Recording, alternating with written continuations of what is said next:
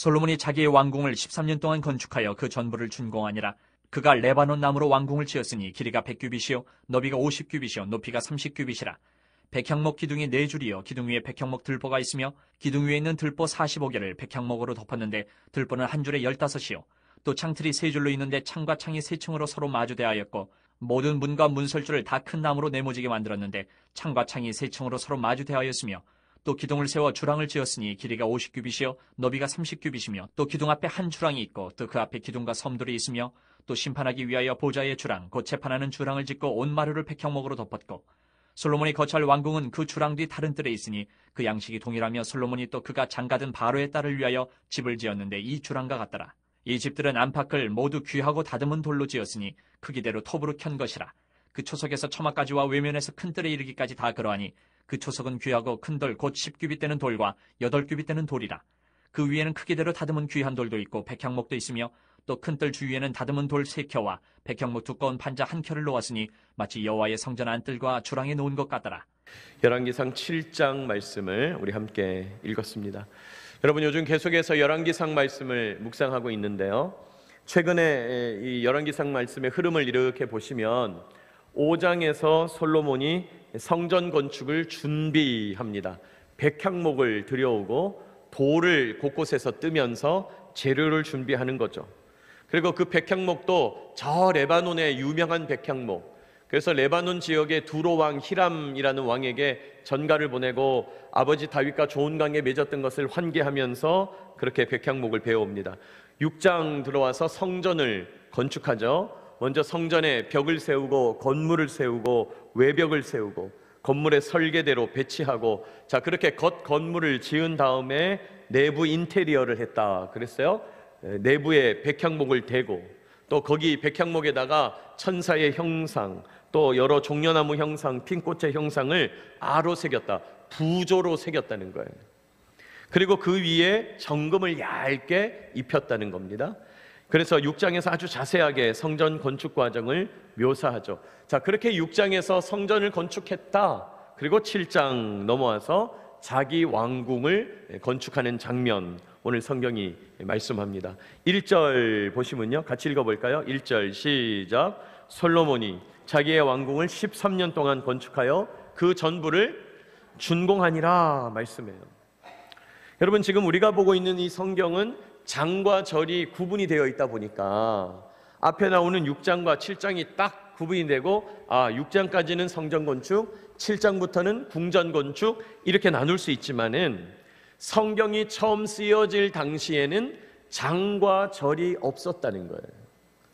자, 장과 절이 없으니까 사실은 우리가 읽기 편하고 찾기 쉽게 하려고 장절을 후대에 한참 뒤에, 한 1000년 정도, 또 1500년 뒤에 한참 뒤에 붙인 거기 때문에 처음 성경이 쓰여질 당시에는 이 성경 글귀들이 다 붙어 있는 거예요. 자, 그러면 무슨 말입니까?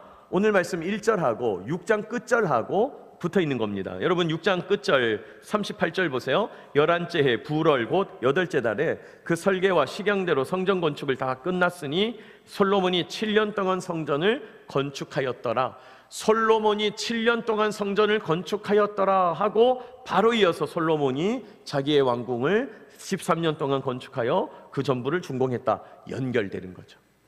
그러니까 여러분, 이 연결해서 읽어보면 이 성전 건축에 7년 걸렸다, 솔로몬이 자기 왕궁 건축에 13년 걸렸다, 이렇게 20년 동안 국가적인 건축 사업, 전 국가적인 토목 사업을 진행했다, 그것을 알고 있는 거죠. 그런데 이제 많은 분들이 솔로몬 문제가 많아, 어떻게 하나님께 영광을 돌리는 성전을 짓는 데는 7년이나 걸렸는데 자기 왕궁 짓는데 13년이나 걸려서 이렇게 교만하게 할 수가 있냐 라고 생각을 하는 분들이 더러 있는데, 사실은 여러분, 그 말이 맞는 말 같지만 같은 말이 아니죠. 아니, 교회당을 짓는데 1년 걸렸다, 그런데 저 구청 짓는 데는 1년 걸리면 안 된다, 이런 말하고 똑같은 말이잖아요. 여러분, 무슨 말입니까? 상식적으로 생각할 때 성전과 왕궁은 쓰임새가 다른 거예요. 성전의 쓰임새와 왕궁의 쓰임새가 다르죠. 성전은요, 하나님의 임재 장소, 하나님을 만나고 하나님께 제사 드리고 기도하는 장소이고, 왕궁은 국가 입법, 행정, 사법 모든 것의 중심이죠. 여러분, 옛날 왕궁들은 무슨 정부종합청사 이런 게 따로 있는 게 아니잖아요. 왕궁에 다 하는 거잖아요. 우리로 치자면 청와대와 정부종합청사가 다 들어가 있어야 되는 느낌인데 크기가 당연히 다르고 규모가 다르고 쓰임새가 다를 수밖에 없는 거예요. 그러니까 단순히 성전에 7년 썼다, 왕궁에 13년 썼다 이렇게 비교할 것이 아닌 거죠. 오히려 여러분, 성전보다 왕궁보다 성전을 먼저 지은 것이 대단한 거죠. 왜요? 하나님이 왕이시다를 선포하는 것이니까요. 자, 오늘 이 솔로몬이 왕궁 짓는 이야기를 우리가 묵상하면서 함께 은혜 나누길 원하고 기도의 제목 얻기를 원합니다. 첫째로 솔로몬의 왕궁은요, 당시 전성기를 맞았던 이스라엘의 형편을 생각할 때 오히려 겸손한 건물이었다는 거예요. 당시 이스라엘의 형편을 생각할 때 왕궁이 오히려 겸손한 것 같아요. 여러분, 오늘 말씀 2절 보시기 바랍니다. 2절, 그가 레바논 나무로 왕궁을 지었으니 길이가 몇 규빗? 100규빗. 100빛 이랬죠. 또 너비가 50규빗, 높이가 30규빗이라 이렇게 말합니다. 여러분, 우리가 성경을 읽을 때 이런 숫자가 나오면 우리가 이제 글자로 쓰여 있으니까 눈에 확 안 들어오죠. 우리는 어릴 때부터 이 아라비아 숫자에 익숙하니까 아라비아 숫자로 이렇게 바꿔 한번 적어보세요. 그리고 6장에 성전 사이즈하고 한번 비교해 보는 거예요. 여러분, 성전의 길이는 60규빗, 너비가 20규빗, 높이가 30규빗이었거든요. 그 성전과 비교할 때 왕궁의 길이는 100규빗, 너비는 50규빗, 높이는 똑같이 30규빗. 그러니까 성전보다 길이는 1.7배, 너비는 2.5배 정도 된다는 거예요. 근데 여러분, 규빗이 0.45m다 제가 새벽 예배 때 말씀드렸는데 대략 0.45m, 45cm. 그러니까 여러분, 100규빗이라 봐야 건물 이 폭이 45m 정도 되는 거예요. 여러분, 큰 공간이 아니라는 거예요. 여러분, 성전은 이 예배당하고 달라서 평소에 그 내부에 사람들이 많이 모여드는 혼잡한 곳이 아니죠. 여러분, 성전 안에는 지성소가 있고 성소가 있다 그랬는데 이 성소에는요, 제사장만 들어가는 거예요. 제사장만. 그러니까 성전은 클 필요가 없는 거예요. 과거의 성전은 지금의 예배당과는 다르니까요. 여러분, 반면에 왕궁은 어떻습니까? 그 많은 신하들이, 그 많은 고급 공무원들, 중간 관리자들, 하급 일꾼들, 다양한 사람들이 왔다 갔다 하는 곳이고 또 그것에서 많은 사무와 회의와 결정을 내려야 되는 곳이잖아요. 여러분, 앞서서 4장에서 기억나시는지 모르겠어요. 솔로몬 왕궁에서 하루에 소비되는 밀가루 양이 얼마다, 이런 구절이 나와요. 4장에 보면 하루에 솔로몬 왕궁에서 밀가루가 얼마나 소비된다. 4장 22절 이렇게 말합니다. 솔로몬의 하루 음식물은 가는 밀가루 30고루, 굵은 밀가루가 60고루. 기억나세요? 제가 그때 현대의 무게로 환산을 했더니 솔로몬 왕궁에서 하루 소비되는 밀가루가 3.8톤이에요. 어마어마한 양이죠. 3,800kg. 근데 그건 가는 밀가루, 그렇고 굵은 밀가루, 빵 만드는 굵은 밀가루는 또 다르다는 거예요. 7.6톤이 소비되고 있었대요. 하루에 잡아먹는 소, 살찐 소가 10마리, 하루에 살찐 소를 내내 10마리씩 잡아먹고 있는 거예요. 어마어마한 왕궁이죠. 그도 그럴 것이 솔로몬이 보유하고 있는 군대 외양간만 4만이에요. 마병이 1만 2천이에요. 또 그 지혜가 넘치는 전성기 이스라엘을 생각할 때 엄청난 사람들이 왕궁을 왕래했겠죠. 자, 그런 규모를 생각할 때 왕궁은요, 상대적으로 적은 규모라는 거예요. 상대적으로 적다 이 말이에요. 여러분, 겸손이 뭘까요? 많은 분들이 겸손을 자꾸 기계적으로 생각해요. 교만을 자꾸 이렇게 태도적인 측면에서만 생각해요. 아, 저 사람 태도가 교만해. 누가 저보고 막 목사님 첫인상 엄청 교만해요 막 이러던데. 에? 여러분, 사람들이 자꾸 그렇게 판단한다는 거예요. 근데 그게 아니라 겸손이 뭐고 교만이 뭡니까? 여러분, 겸손은요, 무조건 낮추고 무조건 없는 척하고 무조건 작게 만들고 무조건 가난한 척하고, 여러분, 그게 겸손인가요? 어떤 분들은 자랑하지 않는 게 겸손이다, 자랑하면 교만이다. 그렇지만은 뭐 또 자기가 있는 그대로를 드러내면 뭔가 과시하는 것처럼 느껴질 수 있겠지만, 여러분, 겸손이라고 하는 것은 단순히 자랑하지 않는 게 아니고 묵묵히 주어진 사명을 감당하는 게 겸손이에요. 하나님의 뜻에 순복해서 이건 너의 몫이야 라고 말씀하시는 그 목 안에서, 그 울타리 안에서, 그 영역 안에서, 그 마당에서 나에게 주어진 일을 묵묵하게 감당하는 게 겸손이에요.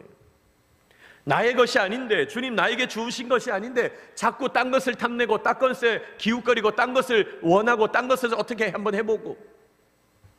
여러분, 복권 사는 것은 그런 의미에서 교만이죠. 하나님께서 우리에게 10억, 20억, 100억을 허락하지 않으셨는데 자꾸 그쪽을 기웃거리는 거예요. 네? 여러분, 겸손이라고 하는 건 여러 설명이 가능하겠지만 적어도 이 본문에서 겸손이라고 하는 건 단순히 자랑하지 않고 무조건 낮추고 겸손한 척하는 게 아니라 나에게 주어진 길을 걸어가는 거예요. 저와 여러분이 묵묵히 사명을 감당하는 것, 가정에서 부모로서, 부부로서, 일터 삼터에서 일하는 사람으로서, 상급자, 하급자로서, 동료, 동력자로서 나에게 주어진 사명을 최선을 다하여 감당하는 것, 여러분 그게 겸손이죠. 그게 겸손이죠. 여러분, 내 사명을, 내 능력, 내 성취, 내 업적 이런 식으로 생각하면 내가 이만큼 이루었어, 내가 이만큼 잘 나가, 내가 이만큼 가졌어, 이런 식으로 드러나면 교만이지만은, 그러나 하나님 나에게 주신 사명을 은혜로 받고 그 사명을 묵묵히 감당하는 것이 겸손이라는 거예요. 사실은 오늘 솔로몬이 어마어마한, 당시로서는 어마어마한 규모의 왕궁을 지은 것이 맞지만 사실은 자기 전성기를 생각할 때, 이스라엘의 나라 규모를 생각할 때 겸손했다는 거예요. 꼭 필요한 것만 지었다는 거예요. 여러분, 하나님께서 솔로몬에게 지혜를 주셨는데요, 단순히 몇 년 솔로몬을 판단해서는 안 되는 거죠. 묵묵히 사명을 감당하는 거예요. 둘째로, 솔로몬의 왕궁은요, 성전 건축을 통해서 닦은 실력을 더 잘 발휘하여 최고의 건물을 지었다고 말할 수 있어요. 여러분, 지금 왕궁 짓는데 13년 걸렸잖아요. 그 앞에 7년 성전을 지었잖아요. 우리가 예상컨대 분명히 성전 지을 때의 실력이 왕궁 지을 때에 투영됐을 거예요. 성전 지을 때 돌 하나 뜰 때 시간이 많이 걸렸다면 왕궁 지을 때는 숙련이 돼서 돌도 좀 더 빨리 떴을 수도 있어요. 또 금을 입히는데 성전에서 금을 입히는 것보다 왕궁에서 뭔가 금을 가지고 하는 것이 더 빨리 속력을 냈을 수도 있는 것이죠. 또 우리가 생각할 때 목사님, 하나님이 솔로몬으로 하여금 성전을 짓게 하는데 솔로몬이 성전 지을 때 어려움이 없었을 거라고, 다 형통했을 거라고. 여러분, 사실 그랬을까요? 사실 그랬을까요? 네? 지금 이스라엘이 국가적으로 이렇게 큰 사업을 해보는 것이 처음인데 아마 좌충우돌 어려움이 많지 않았을까요? 늘 좋지만은 않았을 거라는 거죠. 아무리 지혜가 있다 할지라도. 여러분, 지혜가 있다는 게 늘상 성공만 한다, 어려움이 없다, 그런 뜻이 아니죠. 오히려 지혜 있는 사람의 특징이 뭡니까? 좌충우돌하면서 시행착오를 겪으면서, 그러나 거기에서 배우는 거죠. 그러면서 2번 실수하지 않는 거죠. 지난번 실수가 나에게 큰 교훈이 돼서 더 빠른 길을 찾게 되고 더 지혜로운 길, 좋은 길을 찾게 되는 거죠. 솔로몬이 그랬을 거라는 거예요. 솔로몬이 성전을 지으면서 경험으로부터 배웠을 겁니다. 기술들, 시행착오들, 왕궁을 짓는데 엄청 도움이 됐을 거예요. 그래서 오늘 말씀을 보면요, 대단한 기술력이 등장했음을 보게 됩니다. 여러분, 이 오늘 말씀 2절 하반절 보시면 백향목 기둥이 몇 줄이라요? 4줄이요. 이렇게 찾으셨어요? 백향목 기둥이 4줄이요. 그 기둥 위에 백향목 들보가 있으며, 여러분, 기둥이란 건 우리 교회 건물에도 저 기둥이 있습니다만은, 기둥이라는 것은 이 세로 기둥을 말하는 거죠. 들보는 뭡니까? 기둥과 기둥 사이에 놓는 가로 기둥을 말하는 거예요. 가로 기둥, 들보라고 하는 건. 여러분, 기둥이 4줄이다 그렇게 얘기하는데 3절 보면 기둥 위에 있는 들보는 45개래요. 백향목으로 덮었는데 들보 한 줄에 15줄이래요. 이게 도대체 무슨 말인가? 들보가 한 줄에 15줄이다. 여러분, 무슨 뜻이에요? 기둥이 15개씩 4줄이었다 이 말이에요. 지금 제가 그림을 준비했으면 좋았을 텐데 제가 이제 그건 못했지만, 여러분 이제 이 청각 언어를 시각 언어로 상상력을 발휘해 보시는 거예요. 자, 이 기둥이 4줄이에요. 줄이 4개예요. 그러면 기둥과 기둥 사이에 가로 들보를 얹겠죠, 백향목으로. 그러면 4개니까 사이는 3개잖아요. 갑자기 수학 시간 되는 것 같은데 이해되시죠? 어쨌든 자, 3개예요. 그런데 그게 45개, 15줄이에요. 그러면 여러분 기둥도 15개인 거죠. 그러니까 4개씩 15개, 기둥이 60개, 들보는 45개. 지금 보니까 한 3분의 2는 다 알아들으셨어요. 뭐 고개도 끄덕거리고 3분의 1은 조금 상상해 보세요. 자, 하여튼 생각해 보는 거예요. 그러니까 여러분, 그 당시에 기둥을 세우고 들보를 세워서 이제 이 큰 건물을 떠받치게 하는 기술을 적용한 거죠. 또 6절에 보니까 기둥을 세워서 주랑을 지었다. 여러분이 주랑이라는 개념은 이런 거죠. 기둥은 있고 지붕은 있는데 벽면이 없는 건물. 왜 여러분 파르테논 신전 이런 거 기억나시죠? 그게 주랑 개념이죠. 기둥은 있고 지붕은 얹었는데 옆이 다 뚫렸어요. 그런 데서 뭐 합니까? 사람들이 운집하고 회의하고 또 신하들이 이렇게 정렬해서 서 있고, 그런 주랑, 현관이라는 표현을 쓰기도 하는데 주랑이 있었다. 또 7절에 보니까 심판하기 위하여 보좌의 주랑, 또 재판정을 따로 만들어 놨다는 거예요. 보좌를 놓고 왕이 거기 딱 앉아서 많은 백성들이 이제 몰려와서 고소하고 또 변호하고 하면서 재판할 수 있는 공간이 또 따로 있다. 그 공간이 꽤 큰 공간, 주랑이 있고, 또 8절에 보니까 솔로몬이 거처할 왕궁, 그 주랑 뒤에 다른 뜰에 있었다. 여러분, 솔로몬이 거처한다 왕궁, 요즘으로 치면 무슨 말일까요? 관저를 말하는 거죠. 왕이 사는 집. 여러분, 뭐 이제 저 용산을 옮겼습니다만은 청와대, 옛날에 우리나라 대통령이 살던 청와대 보면 본관 건물이 있고 비서들이 근무하는 또 비서관동이 따로 있고, 또 저 뒤에 대통령과 그 집이 가정이 사는 관저가 따로 있잖아요. 여러분, 그런 식으로 솔로몬이 거처하는 왕궁 관저도 따로 있었다, 그렇게 얘기하는 거죠. 그러니까 건물이 지금 여러 동이 있는 거예요. 본관 건물, 그러니까 이 왕궁의 본체 건물이 있고, 그 앞에 주랑으로 현관을 길게 달아냈고, 또 재판정을 쓰는 주랑이 따로 있고, 또 솔로몬이 잠을 잘 때 쓰는 집 같은 개념의 관저가 따로 있고 말이죠. 뿐입니까? 곳곳에 보니까 창틀이 3줄이었다. 창과 창이 3층으로 마주하여 대하여 있었다. 다 귀하고 다듬은 큰 돌로 지었다. 그러면서 여러 가지 표현들이 등장하는 거예요. 여러분, 뭘 의미합니까? 하나님 앞에서 사명을 감당하기 위하여 성전을 지었던 경험이 나중에 왕궁 짓는 실력으로 발휘되더라는 거예요. 여러분, 우리가 하나님 앞에서 일상 속에서 하루하루 그저 나에게 주어진 대로 살아갔을 뿐인데, 사실은 그 삶이 오늘도 실력을 닦는 것이고 내일도 경험을 닦는 것이 되어서 마침내는 더 큰 사명을 감당하게 된다는 거예요. 여러분, 성전의 경험이 일상의 성공 경험으로 이어진다는 사실을 믿으시기 바랍니다. 여러분, 하나님 앞에서 성전에서 내가 또 사명을 감당하면서 최선을 다하여 묵묵히 감당하는 그 일이 나의 실력이 되더라는 거예요. 나의 실력이 되더라는 거예요. 여러분, 그러므로 성전에 집중하고 성전을 우선하면 하나님께서 더 크고 아름다운 열매를 맺게 하실 줄로 믿습니다. 여러분, 하나님의 일을 우선하면요, 하나님께서 우리가 그 일조차도 다른 일로 더 잘하게 하신다는 거예요. 성전을 통하여, 사명을 통하여 실력이 길러지고 그 다음에 열매와 결과가 나타난다는 거예요. 여러분, 사람들이, 예수쟁이들 빈정거리죠. 야, 예수쟁이들 너희들 기도한다고 밥이 나오냐, 떡이 나오냐, 뭘 그렇게 기도한다고? 그리고 세상 사람들은 우리가 기도한다 그러면 그냥 자기 수준에서 생각하죠.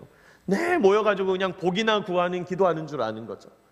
우리가 어떤 기도하는지도 모르고 그냥 내내 그냥 자기 잘 되라고 저러지, 그냥 저거 치성 드리는 거지, 그거 저 우상에서 그냥 손이 발휘되도록 비는 거하고 똑같지, 우리의 수준을 그렇게 보지만은 사실은 여러분, 기도하면 밥이나 떡은 안 나오는데 그것보다 더 귀한 지혜가 나오는 줄 믿습니다. 기도하면 능력이 나와요. 능력이 나와요. 기도하면 마음이 새로워져요. 기도하면 눈이 열립니다. 기도하면 해석이 새로워져요. 기도하면 그러므로 삶이 달라지는 거예요. 여러분, 기도하면 깨달음이 생깁니다. 기도하면 모르던 맥을 짚어내기 시작합니다. 기도하면 엄청난 지혜와 경험과 능력이 재해석되고 정리되고 다시 구성되면서 나에게 큰 능력이 되더라는 거예요. 여러분, 기도하게 되면 세상에서 능하게 살아가게 될 줄로 믿습니다. 그게 기도가 주는 힘이에요. 기도가 주는 힘이에요.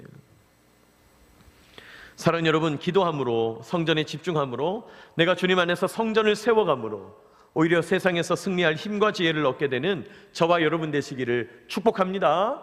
여러분, 그건 단순히 뭐 교회에서 이것 좀 했더니 하나님이 공부 잘하겠다, 이런 차원의 수준을 뛰어넘는 거예요. 여러분, 사람이 영적으로 고양이 되면요, 영이 밝아지면 혼이 깨어나고, 영혼이 깨어나고 밝아지면 우리의 육체도 건강해지는 법이에요. 삶 전체의 회복이 일어나는 거예요. 이게 놀라운 신앙의 힘이죠. 그러므로 신앙을 우선하는 게 절대로 시간 낭비가 아니라는 거예요.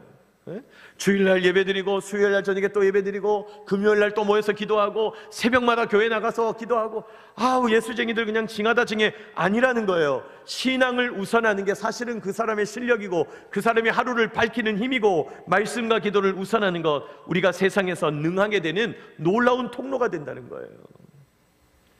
여러분, 더 주님 의지하게 되시기를 축복합니다.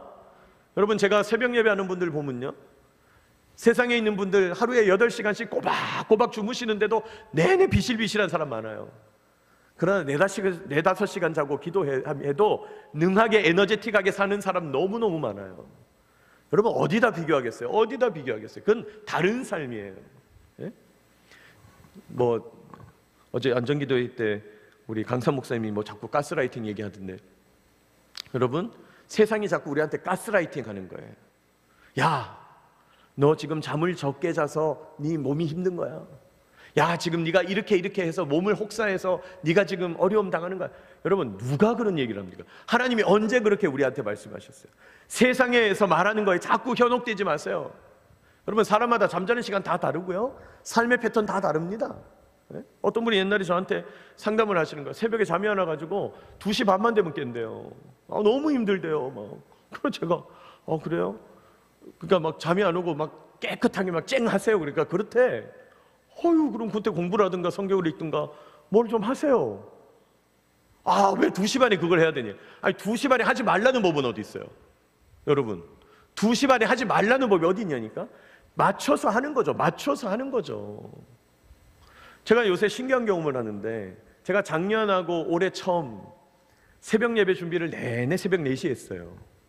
새벽 4시에 일어나서 잠깐 씻고 준비하고 1시간 동안 새벽 예배 준비해서 나와서 했거든요. 참 신기하죠. 대구 왔더니 그게 안 돼요. 그래서 대구는 새벽 예배 준비를 늘 밤에 10시 반쯤 해요.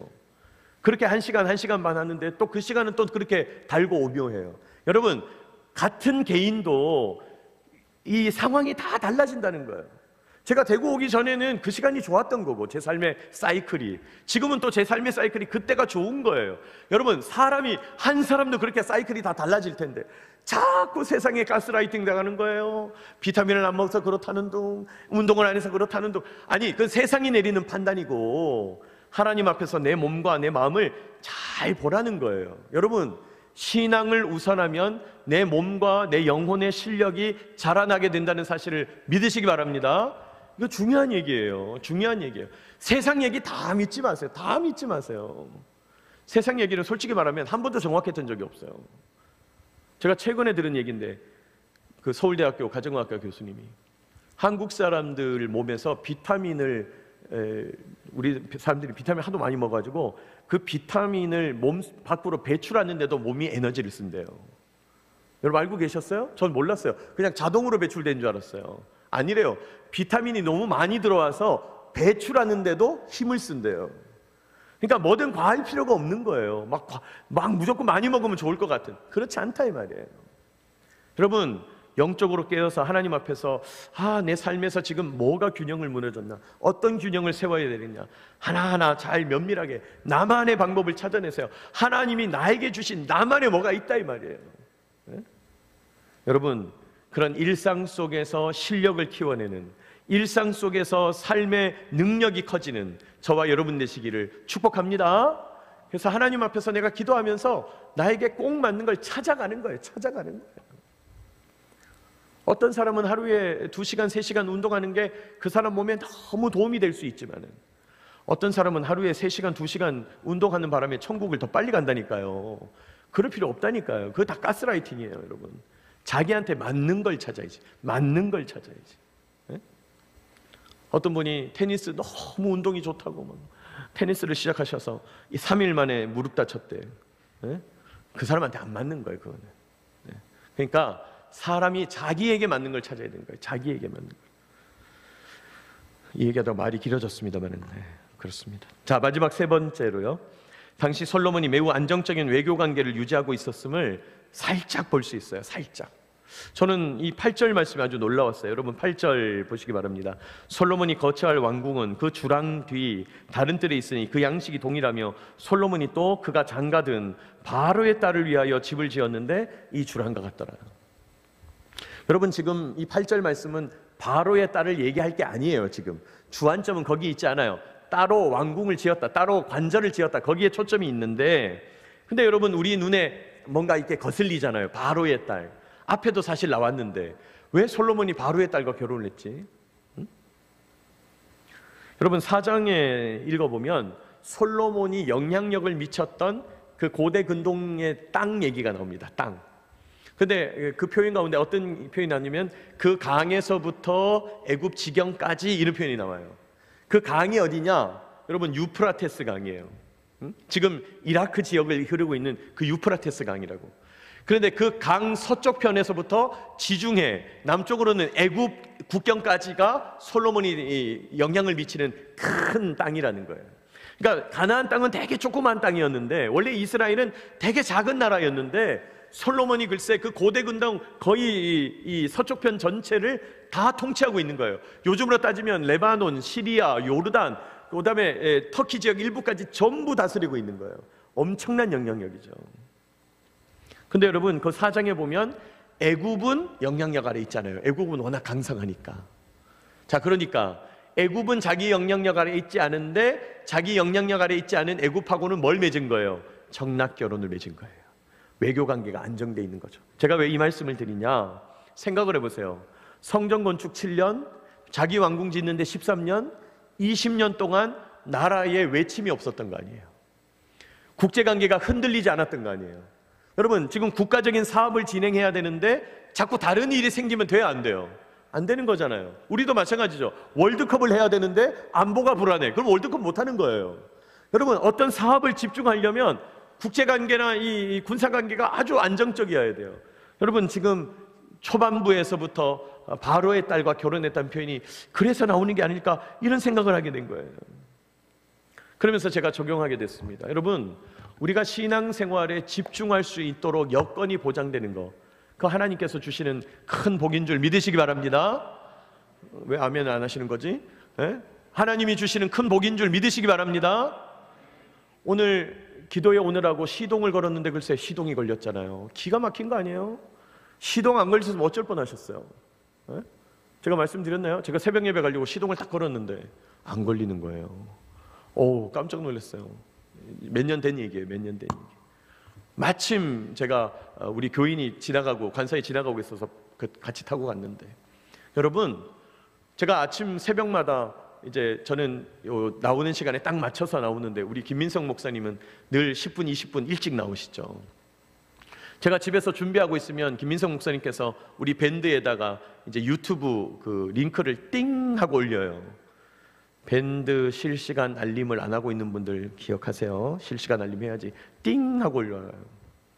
근데 제가 그거 띵 소리 날 때마다 감사하다. 우리 김민성 목사님이 글쎄 성실하게 하루도 빠지지 않고 매일 불을 잘 켜요. 매일 잘 해주세요. 그러니까 저는 다 보장된 데서 그냥 말씀 준비한 것 같고 인도만 하면 돼. 우리 저 새벽 반주 오유경 집사님이 매일 하고 계세요. 저는 그냥 반주해 주시는 대로 찬양만 하면 돼. 예? 얼마나 좋습니까? 예? 저는 우리 교회 주차장에 지진이 안 나서 얼마나 좋은지, 싱크홀이 안 생겨서 얼마나 좋은지. 와, 진짜 목사님 진짜 장난 아니구나. 와, 진짜 뭐 저딴 얘기를 하시지. 아니 뭐 그렇잖아요. 생각하기 나름이지. 예? 거기 차댈 수 있잖아요. 문제가 없잖아요. 예? 우리 여기 비 안 새서 얼마나 다행이에요. 예? 뭔가 우리가 모르긴 해도 이거 옛날에 이 건물 깨끗하게 하고 비 안 새게 만들고 모르긴 몰라도 우리 믿음의 선배들 수고가 많았을 거란 말이에요. 오늘도 어떤 손님들이 우리 교회 방문을 했는데 우리 교회 방문해서 딱 주차장에서 내리자마자 어머, 교회가 어떻게 이렇게 예쁘냐고 그러면서 공군에 있는 교회가 다 이렇게 예쁘냐. 아닙니다. 여기만 그렇습니다. 예? 제가 그랬는데, 여러분 우리가 신앙생활에 집중할 수 있는 여건을 주신 건 하나님의 주시는 복인 줄 믿으시기 바랍니다. 관사에 계신 분들 교회 가까운 거 복입니다. 우리 멀리 오시는 우리 장로님, 권사님, 안수 집사님들, 또 집사님들, 밖에 계시는 분들 생각할 때 여러분 가까운 거 복이죠. 오늘 내가 사고 당하지 않고, 오늘 내가 여기까지 쓰러지지 않고, 급박하게 불치병 걸리지 않고, 하나님께 나와서 안정적으로 기도할 수 있는 것, 하나님이 주신 은혜의 여건인 줄 믿으시기 바랍니다. 여러분 감사한 일이죠. 감사한 일이죠. 여러분 이런 것들을 생각할 때 하나님의 은혜를 생각하지 않을 수가 없다는 것입니다. 오늘 우리 솔로몬의 왕궁 짓는 이야기를 함께 나눴어요. 여러분 솔로몬의 왕궁 겸손이었다. 사실은 교만이 아니었던 것 같다. 묵묵히 자기 일을 감당해 가는 것, 자기에게 필요한 만큼 필요한 것을 사용하는 것, 여러분 그것이 오히려 하나님 앞에서 겸손이다 그랬습니다. 또 우리가 일상 속에서 실력을 발휘하는 것, 사실은 하나님을 섬기는 일에 우리가 자충우돌 시행착오를 겪으면서 영적으로 밝아지는 일이 우리의 삶을 밝힌다 그랬습니다. 하나님께서 우리에게 신앙에 집중할 수 있는 여건을 마련해 주신다. 여러분 이런 놀라운 은혜들을 생각하면서 감사함으로 나아가는 저와 여러분 되시기를 축복합니다.